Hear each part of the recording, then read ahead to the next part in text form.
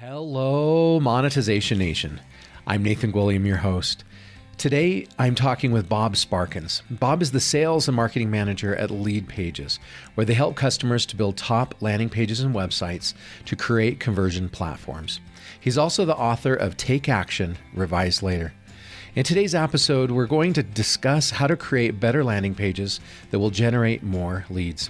We're also going to talk about the following key takeaways. Number one, a landing page is a page that gets people to take one specific desired action after they've landed on it. Number two, we should keep our landing pages short and simple. Number three, we shouldn't have just one landing page. We should have as many landing pages as we can think of so we can make them as specific and targeted as possible. Number four, we have to make our landing pages about our ideal customer or client. Number five, we should use emotional triggers on our pages. And number six, we should weave testimonials throughout our landing pages in places where customers might have an objection.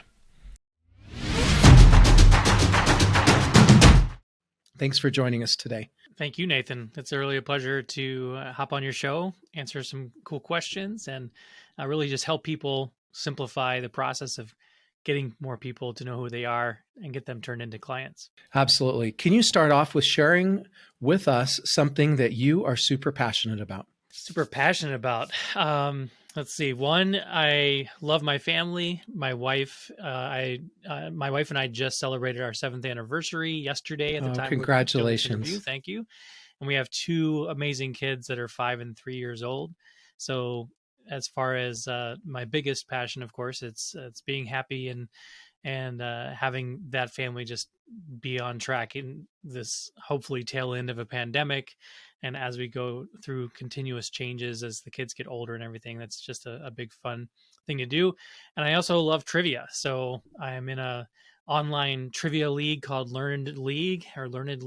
And I just love answering random trivia questions and keeping my brain strengthened and not just living in the world of Octonauts and other children's shows, things like that. Can you share with us the greatest home run or success story that you've had related to lead generation and landing pages? Landing pages are a lot of singles and doubles that add up obviously to a good score.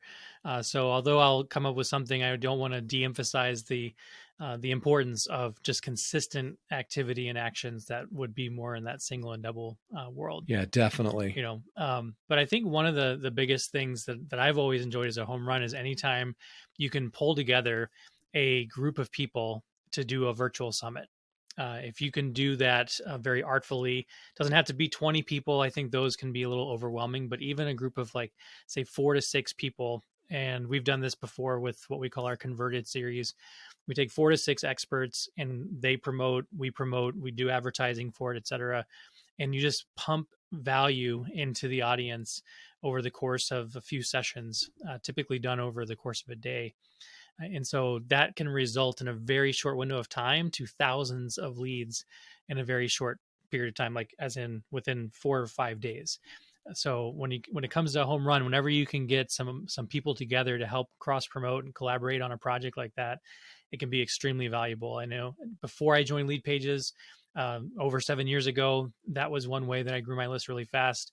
And still to this day at Lead Pages, we'll occasionally do a little virtual summit like that with really big results. And I think that's really important to consider whatever field your business is in. Get some collaborators, even people you might think as competitor adjacent, you might say, and put together a short 1-day or 2-day virtual summit and just ask for the email address for payment. And you'll see a lot of great results from that. Can you share with us the biggest failure you've made or had, the biggest mistake you've made, either that you've made or you've seen someone else make related to landing pages and lead generation? Well, the obvious one is not having landing page, only promoting your website, but that's not really a failure as much as an obstacle that a lot of people don't realize is in front of them. In today's world, I would definitely consider that a failure. For sure. Because honestly, you'll get 1 to 3% conversion rate on lead gen to a website homepage if it's not optimized, and you'll get 10% if you're doing it wrong on the landing page, and you should be in the 20, 30% or up range instead. But I think the biggest thing honestly is when you send out an email. And I've done this before. We've done it at Lead Pages. I've done it before. You send out an email to a bunch of people for an offer, and the link is wrong. You have a typo in the link, and then you send it out on a Friday, and you shut down the computer, and you come in on Monday, and lo and behold, there's all these people frustrated that the link you sent out and then ignored for a couple of days was broken, and nobody could see the valuable content you may have had or even been presented with the offer. And so they missed out on whatever the deal may have been. So that's a huge mistake I think a lot of people make. And the one thing I would suggest about that too is sometimes it's just a typo, right? So they're going to a 404 page. Well, what do you do about that? You can't take the email back. You can send out an email that comes after it that says, oh, my link was broken. And you probably should do that. But you don't want to aggravate the people who are on your email list if you can avoid it. So the solution is go inside of your website. And of course, you can do this with Lead Pages if you want, and make a page that serves as a redirect that takes the bad link. Hopefully it was just a bad slug, not the root domain. But you take the bad slug and you redirect it to where it should have gone. And then you go into your email platform and you only send the email correction to the people who open the email, because anybody who hadn't opened the email yet never saw the link to click it. When they do click it, it's fine. It doesn't actually go in the wrong place. It redirects to the place it's supposed to go. But that first, 5-10% of people that did open the link that will open it in the long term, they're the ones you have to tell, oops, my bad. I made a mistake. Totally my fault. Here's where the link should have been. And that way you're not, polluting people's inboxes. Because at this time of day, Nathan, I don't know about you, but a lot of people are jilted and think that people do that on purpose. And when they send that second message, it's trying to get that extra visibility in the inbox. And so because of that skepticism, I just would encourage people, number one, try not to make the mistake. Always test out your emails before you send them out. But secondly, if you do have the mistake, just send it to people who saw the mistake and see if you can cover the mistake for any future people by not even having them see it as a mistake. Okay. Tell us, what is a landing page? Cool question. A landing page is technically the first page people get to when they click on something that is not already your website. But for a finer tuned definition, it's really a page that gets people to take an action after they've landed on that page. So people often will think of their website homepage as a landing page, and sort of technically it is. But traditionally, a landing page has no navigation to it. It has no set of options, really, or maybe it's just two options. But it's basically giving people, here's a challenge that you might be experiencing. Here's a solution to that challenge that I want to present to you. And then I want you to give me your email address or some money to get the solution. Landing pages can both be opt-in pages and they can be sales pages. And in either case, the chief job of them is to get people to take action, say yes or no to whatever it is that offer may be. And in doing so, that landing page should only address one main challenge, one main solution, and not give people this sense of like choose your own adventure, which is tempting for a lot of people to do. But we always see in the million plus landing pages that we've seen over the last 8, 9 years, that the more compelling landing pages are those that just ask for people to make a decision about one thing at a time. So to go back and summarize really quick, you're saying that a landing page is generally not your homepage, but it's a page you create that does one thing. And when you create advertising, you send advertising into a landing page, which is usually a sub page on your website. And the goal is to optimize the conversion to get as many people to do whatever that one thing is you want them to do as possible. And again, that could be give you the email address, or it could be pay for whatever the product may happen to be. Okay. So maybe walk us through what are some of your best secrets and strategies of creating a great landing page? Yeah. So one of the things that we have at Lead Pages, and you can go to leadpages.com/templates to see this for yourself, is we sort everything by conversion rate. You can, of course, look at what the newer ones are and all that kind of stuff, collections, industry, et cetera. But we always start with the conversion rate. And what you'll find at the top of the rack of all the landing page templates as shorter is better, almost without fail. Now, you can try to test this and get better by having longer pages, but one of the secrets is don't try to overcomplicate things. A simple single panel web page or landing page, basically, we call this the hero section, it typically will outperform a landing page that has 3, 4, or 5 sections on it. Now, for a sales page, of course, you do want to have a little bit more extended information, but for an opt-in page, especially, that nice short page works extremely well. The point is that whatever the length of your page is, see if you can trim it down, see if you can go as short as possible, because that's typically going to outperform having a longer page. So that's one thing. The second thing is to pay attention to where people are coming from. I don't think people do this enough, Nathan. They're going to create a landing page and they're going to say, this is my landing page. And now I'm going to send traffic from Instagram and Facebook and Twitter and email and my business card and from referrals and from wherever else. And the problem with that is if you get all these different channels going to the same page, you lose the context by which people are coming to the page. What if instead you thought about having a different landing page for each individual channel from which people are coming, so that someone who clicked on a Facebook ad read a certain statement, saw a certain image, they get to a landing page that is an exact match of that conversation. Then somebody who's on Instagram and sees your link in bio and goes to that page, the look and feel of it is more tied directly to your most recent Instagram post. Somebody who clicks a search ad from Google sees a different landing page. Very similar in what they're trying to do, leading to the same kind of opt-in, but each one can have different language, each one can have different imagery, and depending on your filtering for your ads and so forth, particularly, can even have different images showing different demographics of who might be clicking on that ad. So they see more of a version of themselves on that page. So don't just have one landing page, have as many landing pages as you can think of, even if it's for the same object that they're going to get, either buy or get an email for. And that way you are going to get much more conversions from all those channels because you're matching the context by which people are joining it. Yeah, I've seen this in my career.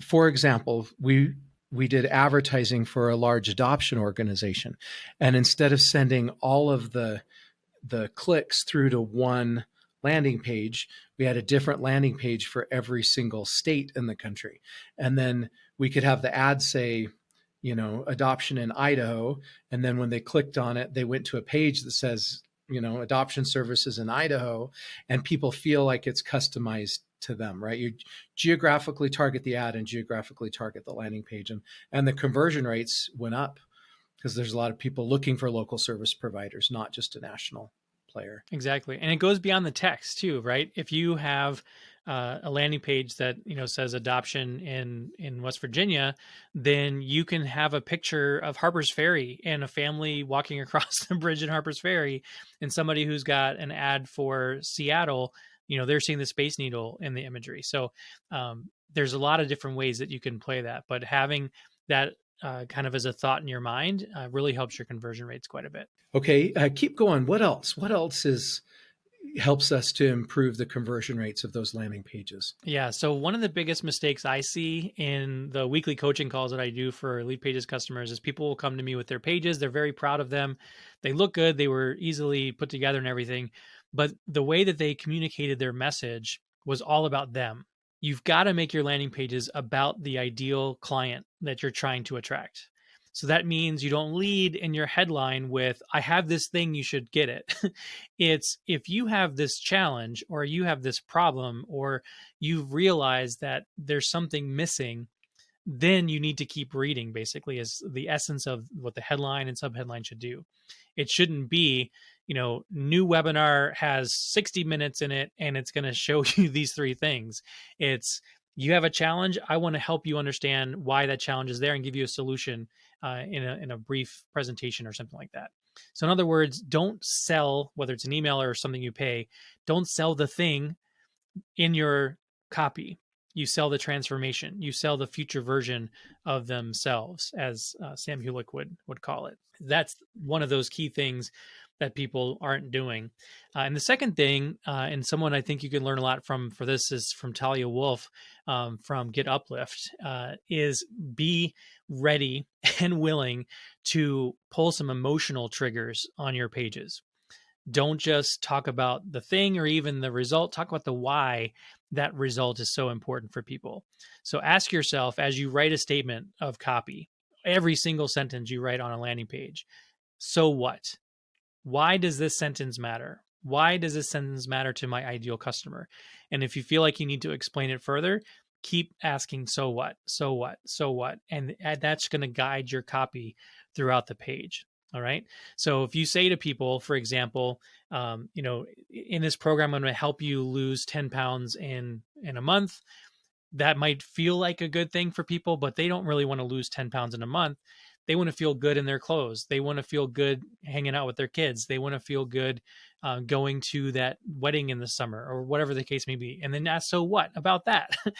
Dig even further, because they want some other thing. So keep asking yourself the so what question and tie the emotion into the language that you have for your page, because that's going to help people feel more compelled and magnetically attracted to whatever it is that you're offering.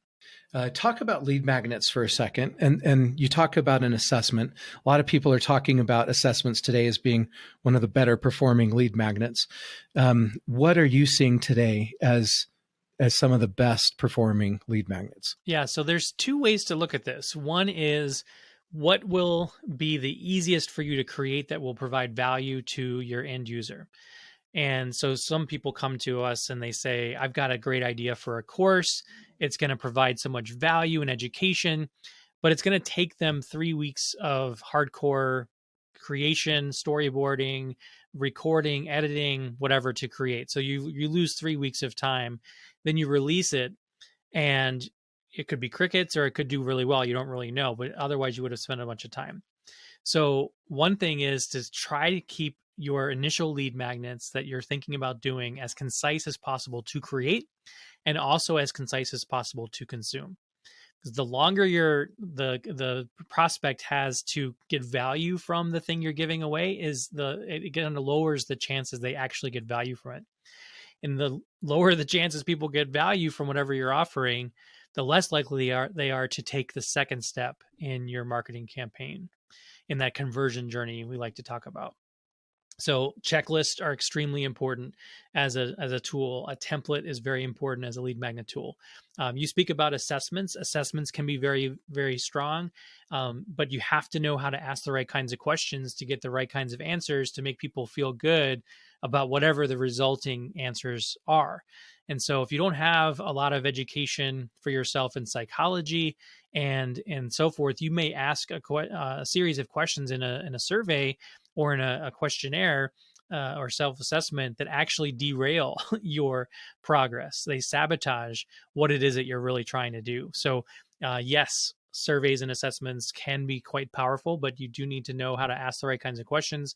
And then once the answer is presented, you've got to have the right thing that you're going to give to people. I do see a lot of people using assessments incorrectly, because they will ask all these great questions, but then they'll give the same lead magnet to everybody. The idea of any kind of personalized approach to marketing needs to then be differentiated with what you're going to give away to people. So you can have similar results by having two buttons on a page and say, do you think this is more important or this is more important? And then they pick a choice. They go to the second page and you ask them maybe a second version of that, next level down question, and A or B kind of an answer. And that second question leads to one of 4 different lead magnets. So depending on how you answer the first question and the second question combined, you then have 4 different lead magnets. Well, creating 4 different lead magnets is very good in the long term, but it's likely to take you much longer to actually create that and do it in a sophisticated way. So I just always tell people the first lead magnet you should be creating, if you don't have a fresh one that you're using actively right now, is to come up with something that's a single use for your ideal customer that might exclude a good portion of the marketplace, but really nails it for that strongest case of who benefits the most from whatever you're selling. Then as time develops, you get some feedback from your audience. What do they like? What do they not like? That's the revise later part that we're talking about. And you get them that opportunity to be getting leads in from the original lead magnet. Now you have the time and the patience to create the more sophisticated version. But you can always get too cute when it comes to lead magnets, into where you overcomplicate things and it actually doesn't really give you the successful metric that you're trying to look for.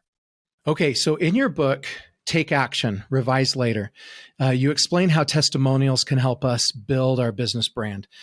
Would you say that, talk to us about the role that testimonials play in generating leads? Yeah. Well, first of all, they're basically giving people the sense that they're not the first person to say yes. If people think that you've never had clients before, they're a little bit more skeptical about what it is that you're doing. But more importantly, it gives you the chance to pick through what are some of the common objections that you know people will have before they say yes to your free thing or your paid thing. And you can use examples from people who had that same kind of objection and get them to explain why they're really glad that they bought your product or program. So the key thing about testimonials that I think people are forgetting is, on their website or on the landing page, they'll cluster all the testimonials in one place. On a website, they'll have just like testimonials or results. People don't want to navigate to that page. They know they're going to see just you and some people talking about you, saying good things about you.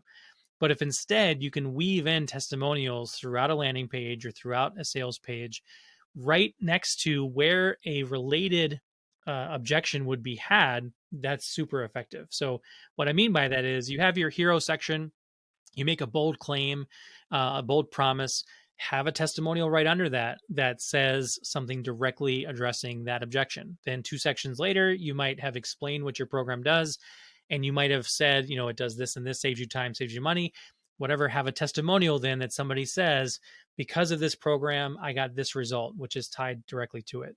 You can still have the results page. You can still have the cluster of testimonials in various places of your marketing, but try to weave in your testimonials in the sales pages, in your landing pages, even in your emails, that address those challenges directly, instead of just, having them all jumbled into one spot. In your book, you talk about the 3 secrets to a great testimonial. Will you share those with us? So one thing is, it has to be, personal. It has to be something that the person who's giving that testimonial is not speaking in vague terms. The way my wife would put it is, you're not youing all over everybody else. Like, you can do this, you can do this. It should be I came to this I came to this product thinking this. I needed something to solve this. I was able to get this result. And because I got that result, I'm able to do this next thing. Okay. So that's one thing. A second thing is, if possible, a testimonial should have a before, after, and after that structure. So before I got this product, this is how I was dealing with things. After I got this product, this is what result I got within the first week, the first hour, whatever that immediate time frame is. And then, did you have a result 6 months or a year later? That's the after that. And a good testimonial, if possible, has all 3 of those components. What was the challenge you're trying to address? How was the quick result? And what was the long-term result? And those 3 things in combination will give people the sensation and trust that this can be for them. And the third thing that it should do is, it should have identifier markers to it. So I know some people listening, you might have a particular type of business model where the name and city and so forth might be too much information to get from people, but at least have a description of the type of person that you're dealing with, as it could relate to the next person who wants to buy. Ideally, it has first name, last name, and it has what their role is, or what their business is, or where they're located, because you want to give a more realistic picture. And it should also have an image of that person. It should not, please do not use a stock photo of somebody next to the name of a person, and that stock photo is not that person. People can reverse Google image search with the right click of their mouse button.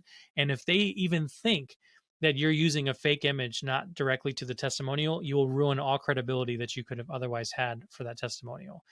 So think I might have given you 4 or 5, not 3, but those are the things I would say are important for strong testimonials. Thank you so much, Bob, for sharing your stories and insights with us today. To learn more about or connect with Bob, you can find him on LinkedIn, visit his website at leadpages.com, or get his book, Take Action, Revise Later, on Amazon. And you can find links to each of these sites in the blog post for this episode on our site. You can also get a free ebook about passion marketing and learn how to become a top priority of your ideal customers at passionmarketing.com. Thank you so much for joining me for this episode, and I wish you success on your landing pages. Do you want to become a better digital monetizer? To receive great monetization stories and secrets, please go to monetizationnation.com and join free.